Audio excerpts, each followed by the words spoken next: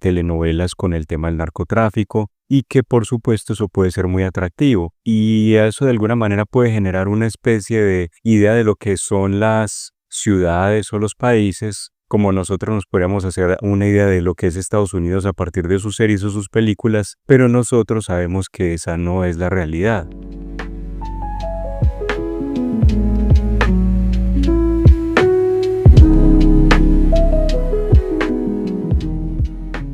Bienvenidos a Medellín Live, tu guía de vida en la ciudad de Medellín. Les habla su anfitrión Tomás Arango y si eres un estudiante internacional, foráneo o recién llegado a la ciudad, este podcast es para ti.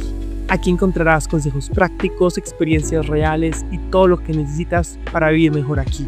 Vive Medellín y empieza tu aventura con Medellín Live.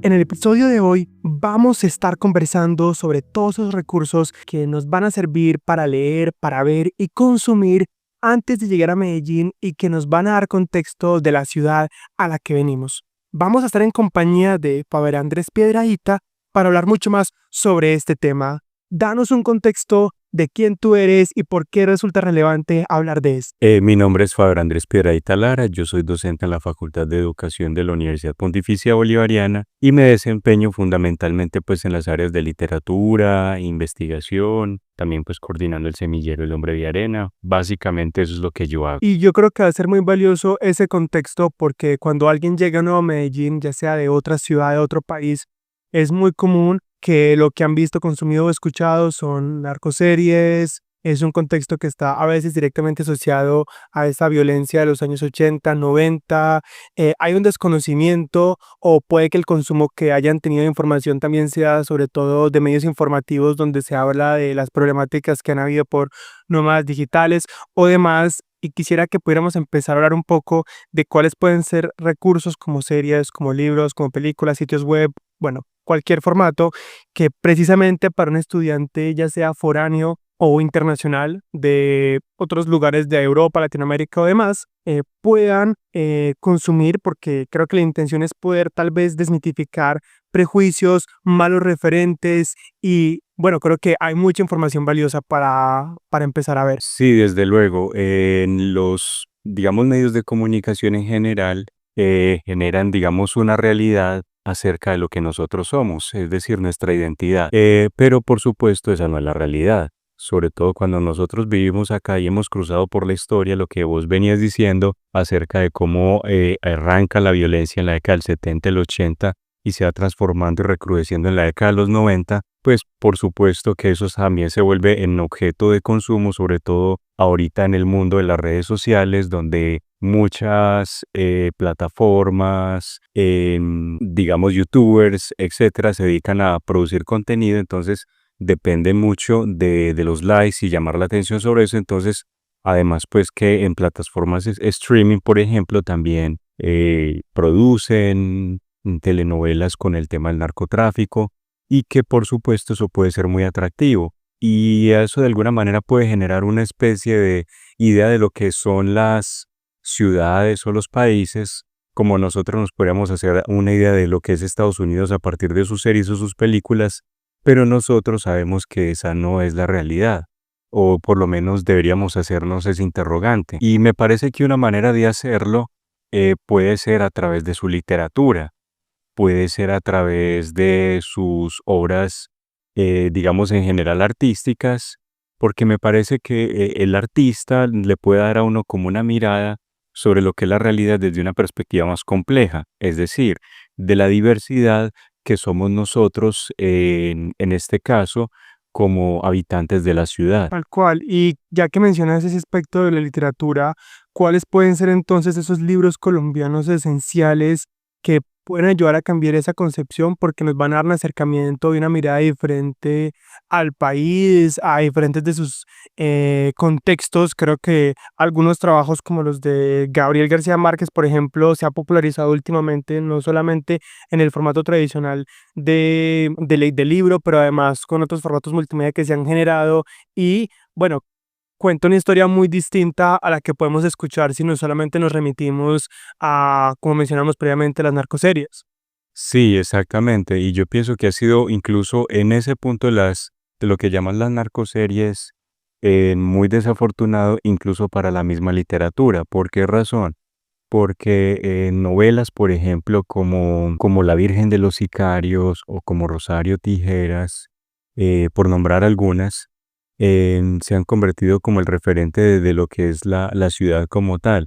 Y en el fondo lo que intentan un poco también plantear, me parece a mí, por supuesto, es que hay unas condiciones sociales que también son producto digamos, del abandono del Estado y que de algún modo estos jóvenes tratan de buscar alternativas diferentes que les permitan a ellos buscar su lugar en el mundo.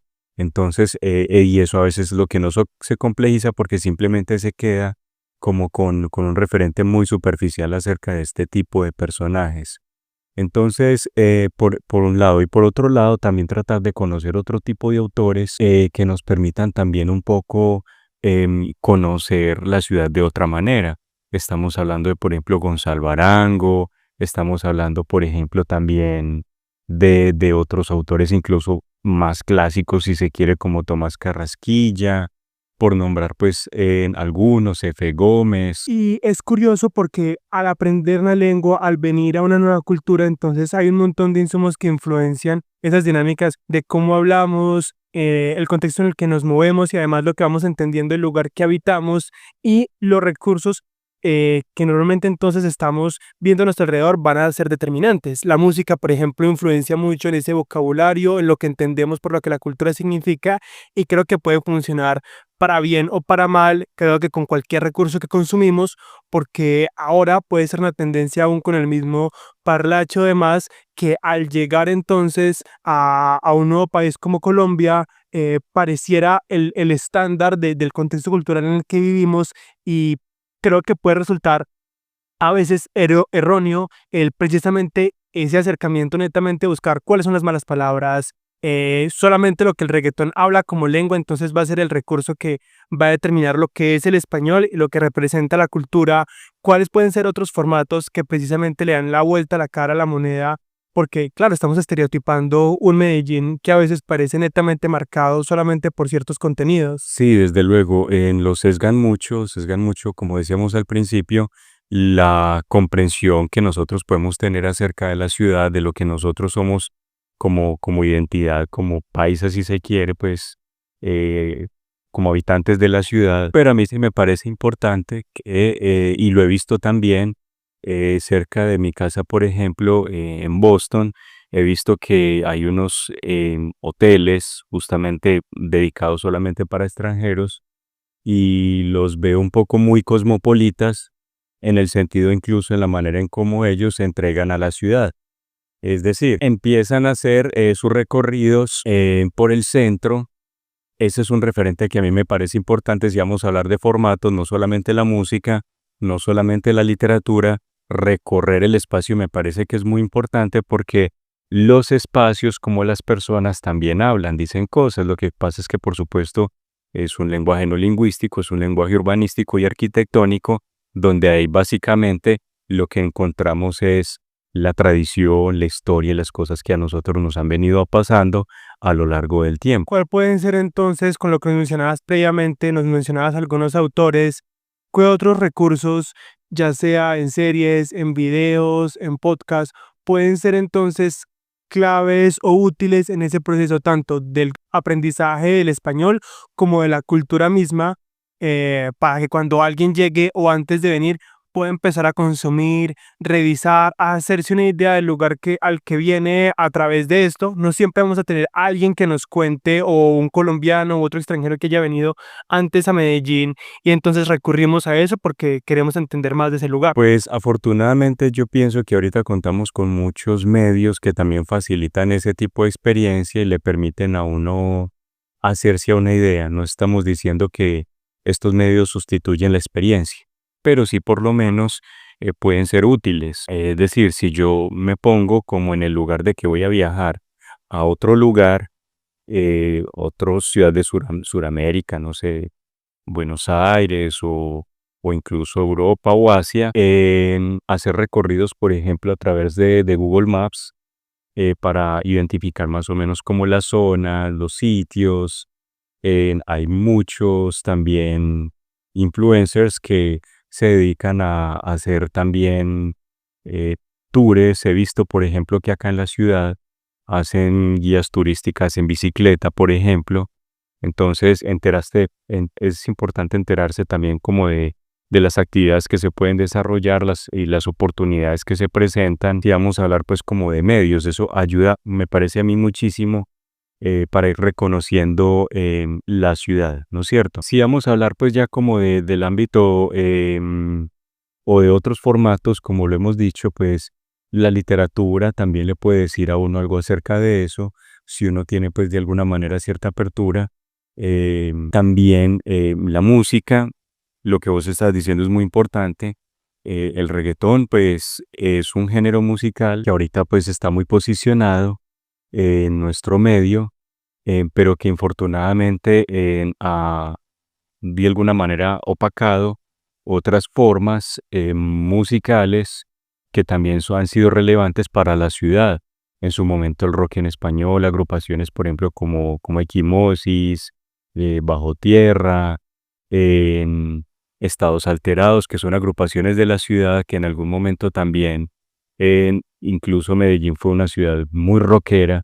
Entonces, el Festival Altavoz no funciona porque sí, sino porque efectivamente eso hace parte de esa tradición y entender un poco pues como por qué también eso en algún momento funcionó. Entonces me parece que esos pueden ser como algunos de los referentes, insisto también en la gastronomía, que me parece importante, y las historias, los personajes que han acompañado pues a la ciudad, personajes como Cosiaca, el humor paisa, pues también hay que entenderlo porque también hace parte de nuestra manera de hablar. Es decir, una característica lingüística nuestra es la metáfora y las hipérboles, las exageraciones. Nosotros tendemos a hacer mucho ese tipo de cosas y me parece interesante explorar la lengua desde esa perspectiva. Con esto último que mencionas y también para cerrar, hablabas de algo que precisamente llegan a ser esos eventos que muchas veces Medellín tiene y se convierten en otro tipo de recurso porque entonces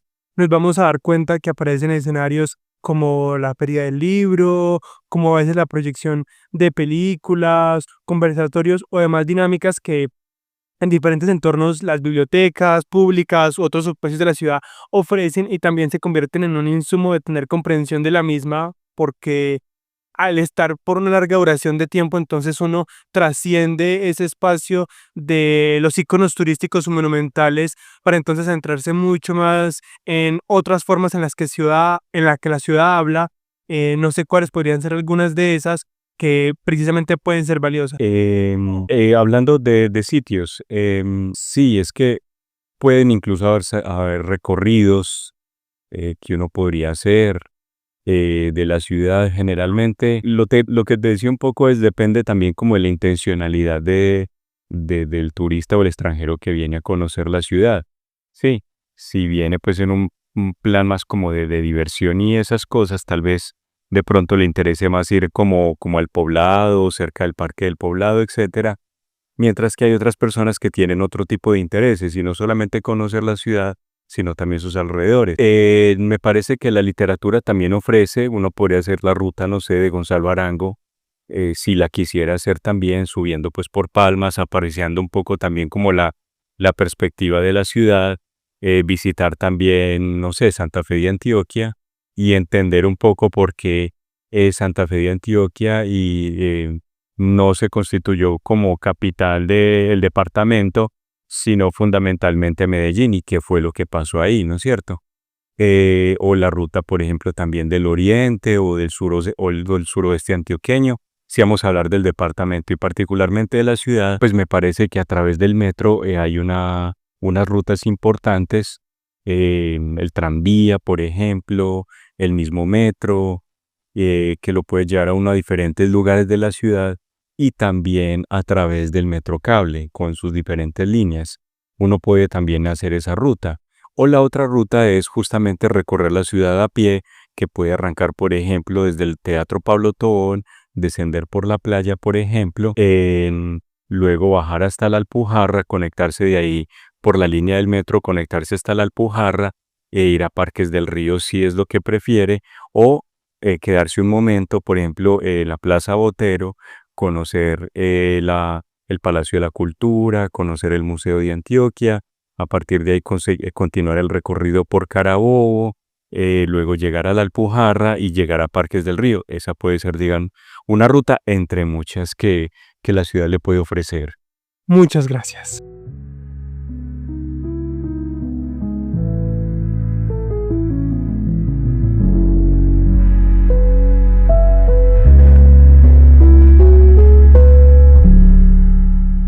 Esto fue Medellín Live, un espacio donde hacemos que la adaptación a esta increíble ciudad sea más fácil y práctica. Recuerda que cada experiencia es una oportunidad para crecer, aprender y conectarte con esta nueva cultura. Síguenos y comenta el episodio si te gustó. Y nos vemos en el próximo capítulo, donde seguimos viviendo Medellín juntos. Vive Medellín, empieza tu aventura con Medellín Live.